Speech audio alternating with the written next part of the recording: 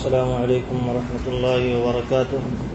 بسم اللہ الرحمن الرحیم، والصلاة والسلام علی سید الانبیاء والمرسلین نبینا محمد وآلہ وصحبہ اجمعین، اما بعد۔ کل کے درس میں چند باتیں اس تعلق سے آئی تھیں کہ اللہ رب العالمین کسی بھی چیز کی مثال بیان کرنا چاہے، کسی بڑی چیز کی حقیقت واضح کرنے کے لیے، تو اللہ کو شرم اس بات سے نہیں آتی ہے کہ چاہے چھوٹی چیز کی مثال بیان کرے یا بڑی چیز کی مثال بیان کرے۔ اللہ کو اختیار ہے، اللہ زیادہ جانتا ہے کہ کون سی مثال کہاں زیادہ مناسب ہے۔ تو اس لیے جو لوگ اللہ رب العالمین کے اس طرح کی مثالوں پر اعتراض کرتے ہیں، اللہ نے کہا ان کے ہاں کفر کی بیماری پائی جاتی ہے، اللہ کا مقام نہیں سمجھتے ہیں۔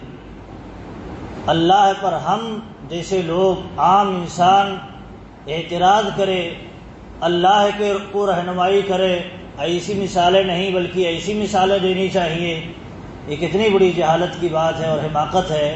اللہ کو ہم رہنمائی نہیں کر سکتے، ہم اللہ کی رہنمائی کے محتاج ہیں۔ ہمیں تو اللہ کے فرمان کو تسلیم کرنا چاہیے، ماننا چاہیے، ایمان لانا چاہیے۔ اعتراض اللہ رب العالمین کے فرمان پر نہیں کرنا چاہیے۔ اللہ رب العالمین نے بیان کیا تھا، اعتراض وہی کرتے ہیں جو کافر ہوتے ہیں۔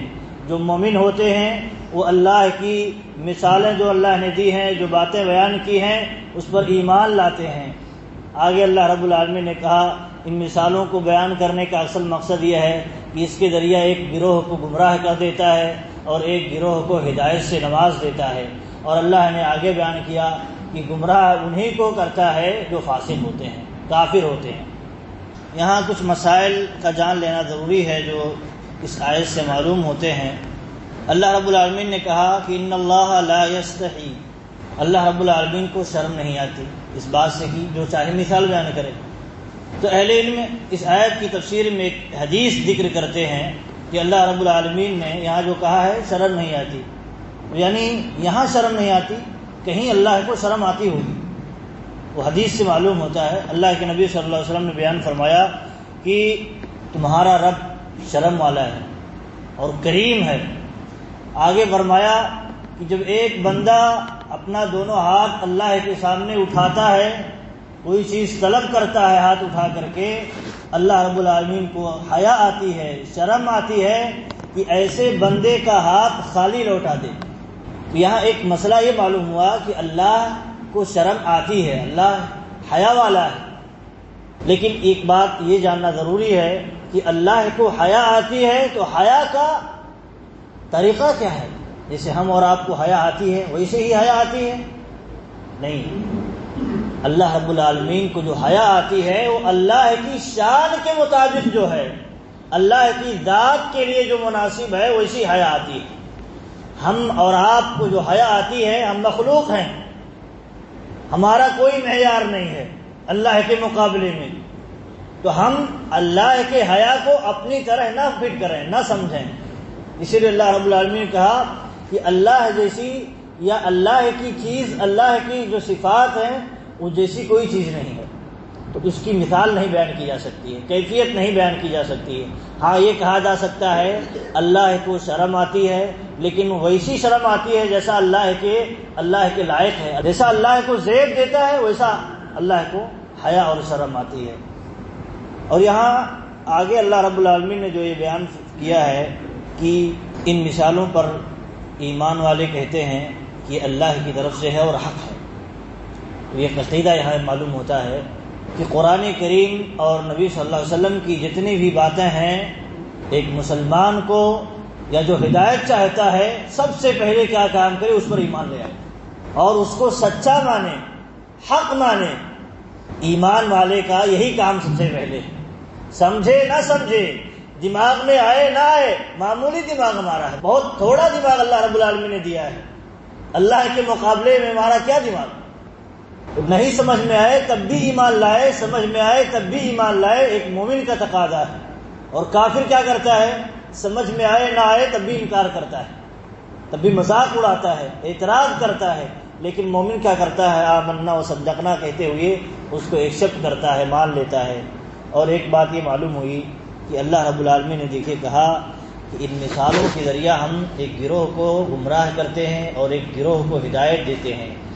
قرآن کریم جو ہے جہاں ہدایت تلاش کرنے والوں کے لیے ہدایت کی کتاب ہے، اور جو سرکشی میں مبتلا ہیں اس کتاب سے ہدایت نہیں چاہتے ہیں، تو اللہ رب العالمین ایسے لوگوں کو مزید گمراہی کی دلدل میں ڈھکیل دیتا ہے، کیونکہ اس قرآن کے اندر محکم آیتیں بھی ہیں، واضح آیتیں بھی ہیں، اور کچھ متشابہ آیتیں ہیں جو واضح نہیں ہیں۔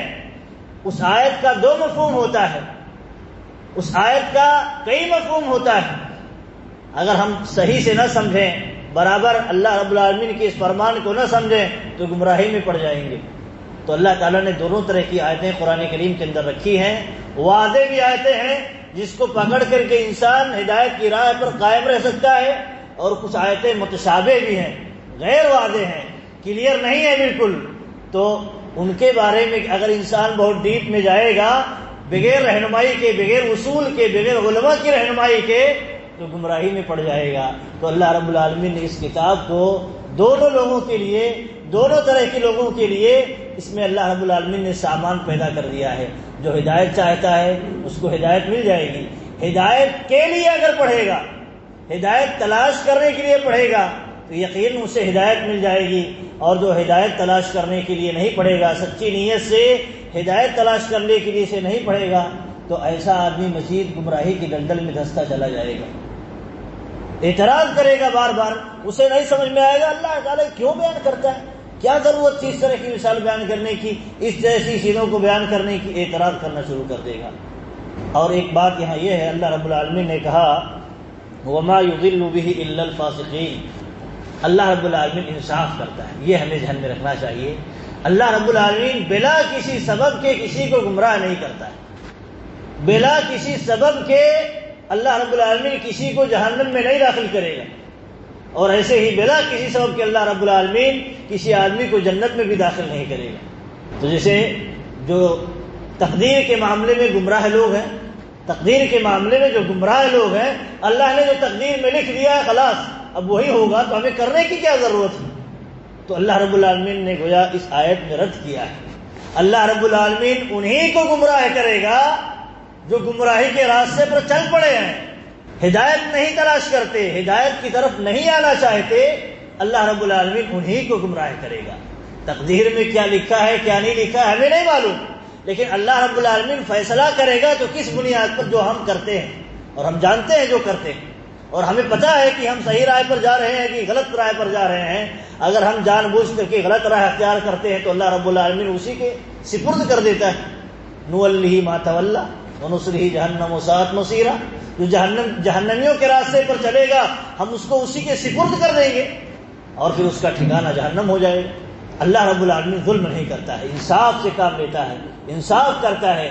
جو ہدایت کی راہ اختیار کرتا ہے اور سچی نیت سے ہدایت تلاش کرتا ہے، یقیناً اللہ رب العالمین ایسے آدمی کو ہدایت سے نوازتا ہے۔ یہ قرآن ہدایت کی کتاب ہے، کن لوگوں کے لیے؟ جو ہدایت تلاش کرتے ہیں سچی نیت سے، اور جو ہدایت نہیں تلاش کرتے، گمراہی کی راہ پر ہیں اور گمراہی میں خوش ہیں، اسی کو سچ سمجھتے ہیں، اللہ تعالیٰ ان آیتوں کے ذریعے انہیں مزید گمراہی میں ڈھکیل دیتا ہے، مزید گمراہی میں ڈھکیل دیتا ہے۔ اور دیکھیں ایک بات یہ ہے کہ بہت ساری چیزیں جو ہیں قرآن کی، اللہ رب العالمین کی باتیں، بہت ساری چیزیں ہمیں نہیں سمجھ میں آتی، لیکن ایک قاعدہ یہ معلوم رہتا ہے تو ہم ایمان رکھتے ہیں کہ جو بھی اللہ نے نازل کیا ہے وہ برحق۔ اللہ کوئی غلط چیز نہیں نازل کر سکتا، کوئی حق کے خلاف چیز نازل نہیں کر سکتا، یہ ہمارا یہی مسلمان ہونے کا معنی ہے۔ لیکن جو کیا کرتے ہیں، اپنا دماغ چلاتے ہیں اللہ کی باتوں کے مقابلے میں، اور اپنے دماغ اور اپنی سوچ کی بنیاد پر اللہ کے بات کو رد کرتے ہیں، اپنی میزان پر اللہ کی بات کو تولتے ہیں۔ ہمارے میزان کی کیا قیمت ہے؟ اللہ کی بات کو اپنے دماغ پر ہم تولیں، کیا ہماری اوقات ہے؟ تو جو تولتے ہیں تو کیا کرتے ہیں، اللہ کی بات کو انکار کر جاتے ہیں۔ کیوں؟ ان کی دماغ میں نہیں فٹ آتا ہے، ان کی دماغ میں نہیں فٹ آتا ہے، معمولی دماغ۔ جیسے بہت سارے لوگوں نے، سر سید اور اس طرح کے بہت سارے منحرفین نے کیا کر دیا جو اس طرح کی آیتیں تھی جو ان کے دماغ میں نہیں آتا تھا، محسوس نہیں ہوتا تھا، انکار کر دیا، کہا قبر کا عذاب نہیں ہوگا، یہ سب خیال ہے۔ اللہ کے نبی صلی اللہ علیہ وسلم اللہ نے صرف ڈرانے کے لیے، لوگوں کو دین پر قائم رہنے کے لیے اس طرح کی چیزیں بیان کر دی ہیں، اس کی حقیقت نہیں ہے۔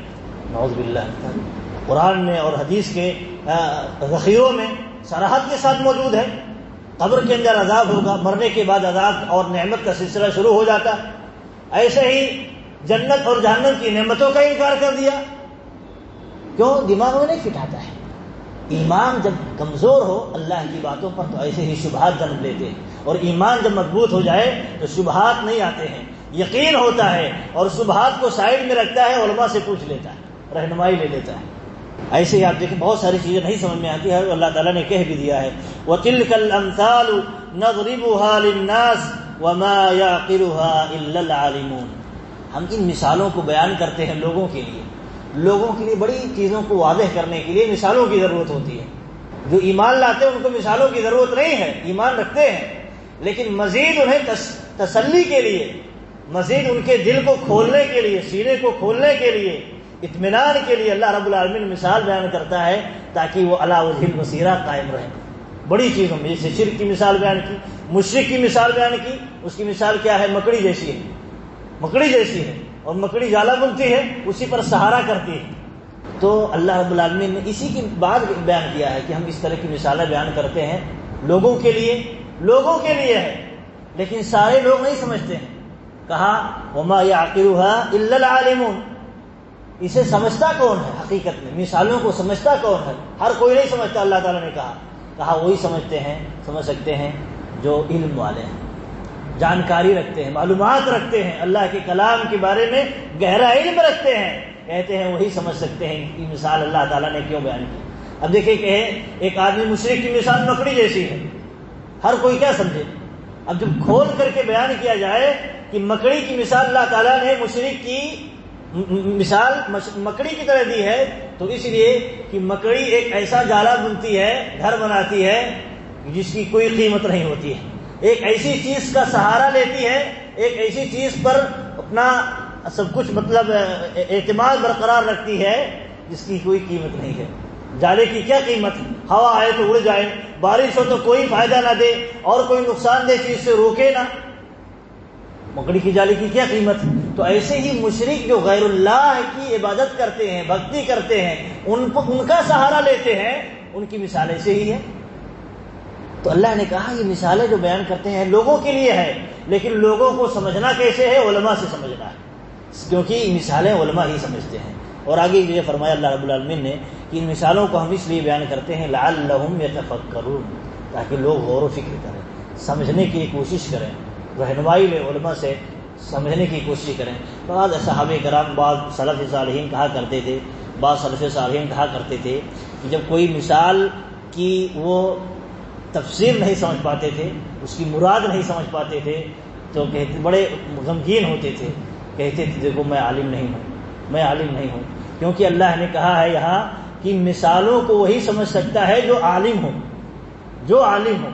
جب کوئی مثال نہیں سمجھ پاتے تھے اللہ تعالیٰ کیا بیان کرنا چاہتا ہے تو کہتے تھے ہم عالم نہیں ہیں۔ تو مثالیں سمجھنا کیا ہے؟ یہ بڑوں کا کام ہے، اور اگر نہیں سمجھ میں آتا ہے تو بڑوں سے رہنمائی لینی چاہیے، اعتراض نہیں کرنا چاہیے، انکار نہیں کرنا چاہیے، ایک مومن کا تقاضا ہے اور مومن کا یہی عقیدہ ہے۔ تو یہ چند باتیں تھیں جو عقیدے کے مطابق اللہ رب العالمین سے دعا ہے کہ اللہ رب العالمین ہمیں سننے، سمجھنے اور اس کے مطابق عمل کرنے کی توفیق دے، آمین۔ صلی اللہ علیہ نبینا محمد و آلہ وصحبہ۔